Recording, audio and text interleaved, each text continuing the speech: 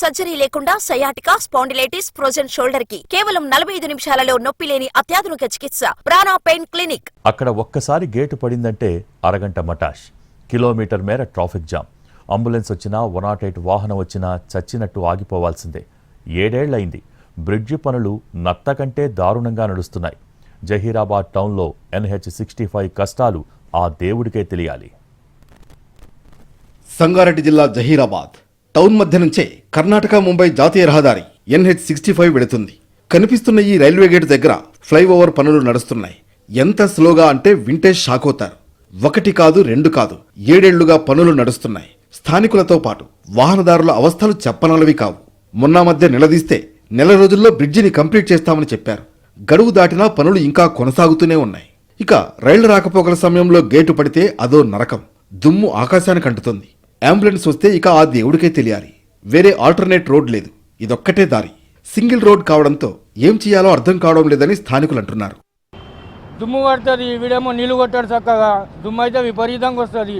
ఇంకోటి ఏమదంటే ఇది single road ఉన్నందుకు అక్కడి నుంచి వచ్చేటోళ్ళు ఇక్కడి నుంచి వచ్చేటోళ్ళు ప్యాక్ అయిపోయి దీనివల్ల ట్రాఫిక్ 2 గంటలు గంట సేపు ప్రాబ్లం అవుతుంది.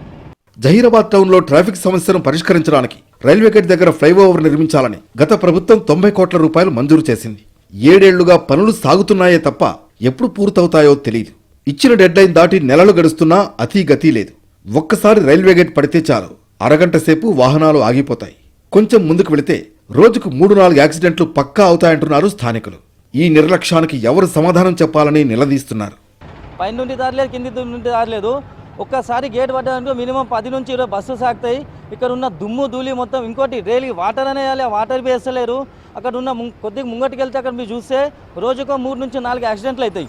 దానికి రెస్పాన్సిబిలిటీ అయ్యేటోళ్ళు ఎవ్వరే లేరు. ఇలా పోలీసులు పట్టించుకోరు, నా అధికారులు పట్టించుకోరు. ఇది అధికారుల నిర్లక్ష్యమా లేకపోతే మన రాజకీయాల నిర్లక్ష్యమా మాకేం అర్థమవుతలేదు. ప్లీజ్ దయచేసి మీ ద్వారా మేము కోరేది ఏమదంటే ఈ ఎంత త్వరగా అయితే అంత త్వరగా ఈ బ్రిడ్జ్ పని స్టార్ట్ అయితే అయింది, ఎండ్ చేయాలి. కానీ మీ ద్వారా నేను కోరుతున్నాను. బ్రిడ్జ్ పూర్తి కాకపోవడంతో ట్రాఫిక్ ను డైవర్ట్ చేశారు.